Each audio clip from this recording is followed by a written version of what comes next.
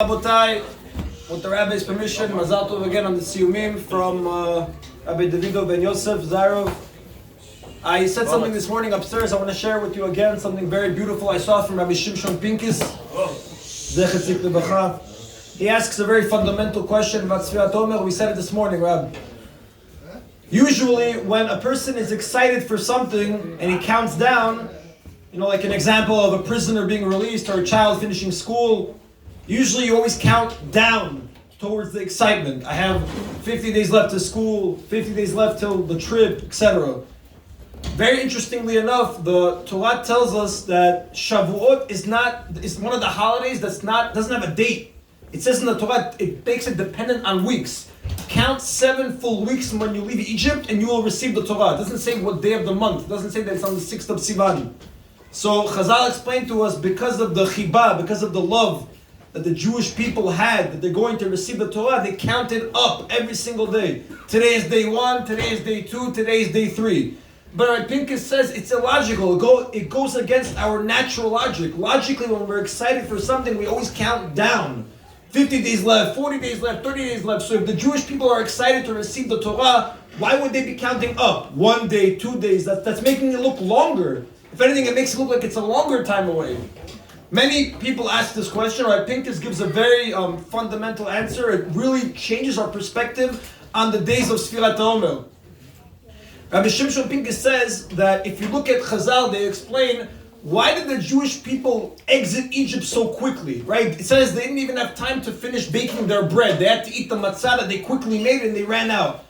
If you ever asked yourself, if you notice on Motzei Shabbat, when we say Ata Kadosh Shem Tirot Yisrael, we never start Uva L'Tzion Goel. We start with Ata Kadosh Shem Tirot Yisrael. Why do we skip Uva L'Tzion Goel? Chazal said because we will not be redeemed at night. Nighttime is when thieves run away, when slaves run away from their masters. Us Jews are going to leave in front of the whole world to see. Broad daylight. Huh? Broad daylight. We didn't leave it. It started at midnight. We didn't leave it. He told Paro, we're going to wait till the morning. We're going to wait till the morning. We're going to wait till the morning and we're going to leave in front of all the nations to see that we're not thieves. We're not slaves running away. So the question is, if we were going to leave in broad daylight for everybody to see, why did they run so fast that they couldn't even bake normal bread? Take your time to bake the bread and leave, and so everybody could see you leaving, in front of the whole broad daylight. You're contradicting yourself. You're saying that we're not going to run away at night because we're not slaves, but we're going to leave so fast that we can't even bake the bread. So I believe the answer is, like the Torah tells us, the Mikubalim explained that the Jewish people, you should know, Mitzrayim was the epicenter of immorality. If you want to picture Mitzrayim, it's basically like saying San Francisco. Everything goes. You could sleep with whatever you want as long as it moves. You could do whatever you want.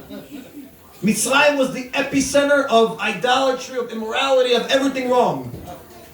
The Jewish people were stuck in Mitzrayim for 210 years. They had to go through physical suffering, spiritual suffering. Hashem said to the Jewish people, Rabbi, watch the camera.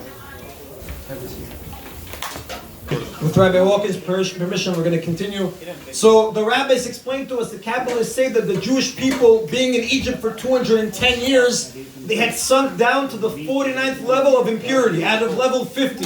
The Mikubalim say that Hashem had to chase the Jewish people out of Egypt so fast, because if they would hit level 50, they would never be able to be redeemed. So at the same time that we were leaving in front of all the nations to see in broad daylight that we're not like slaves running away, Hashem still had to make us leave quickly. We didn't have time to bake the bread because of the level of impurity that we reached. So they explained that the days of Sfirat OMER, this is really how he answers the question. When a person counts down, it's because he really doesn't want anything to do in the following days. Meaning like this. Let's say a child ends school in 50 days. If it were up to him, he would really want to skip all 50 days and go straight to the end of school. These days are not productive for him. He just wants to get it over with.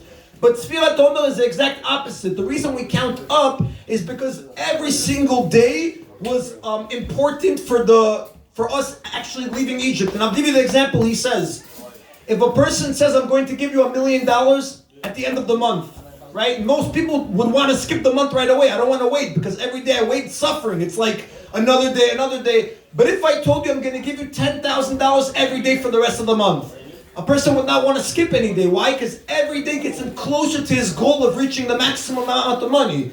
Same thing with counting the OMER. We're not trying to skip to receiving of the Torah. Why? Because in order to receive the Torah, we have to leave all the impurity that we had amassed during the 210 years. So every day we count up to say today was day 1, it was a productive day. I erased 1 level of impurity. Today is day 2, it's another productive day. I erased level 2 of impurity. That's why we always count up. And it's very important to take the lesson to the days of Sfirat Omer. Why? Because Sfirat Omer is not just Passover ended, I got these 34 days that I can't cut my hair, except unless I have a siyum, I can listen to music, and then we get to Shavuot, and we'll talk about Shavuot when we get there, right? Sfirat Omer is the days that, besides for the fact that the students passed away, that we have to erase every level of impurity that we have asked from Egypt. Egypt is not only 3,000 years ago, Egypt is even where we live today. All the impurity that we amass in our day-to-day lives, here in New York City, thank God, we're not short of any impurity. All the impurity that we amass during our day-to-day lives, during the Sfirat Omer, we always say, today is the first day of the Omer. I erased 1 level of impurity. Today is day 2 of the Omer. I erased 2 levels of impurity. Until we reach the final day, the 49th day, that we can tell Hashem, I finally erased all the levels of impurity and I'm ready to see the Torah. That's why we count up, to remember that every day we're accomplishing another goal. Counting down would show that I don't want these days. If anything, I had the option, I would skip them and I would get straight to my goal. That's not what we're trying to do. In order to receive the Torah, we have to show Hashem that we cleaned ourselves, that we purified ourselves, especially during the Sfirat Omer, that we have to fix the sins between man and his friend, which are very important. Just to show you how important it is, Hashem actually spent the entire section of the 10 Commandments to show the importance of a person honoring and respecting his fellow man.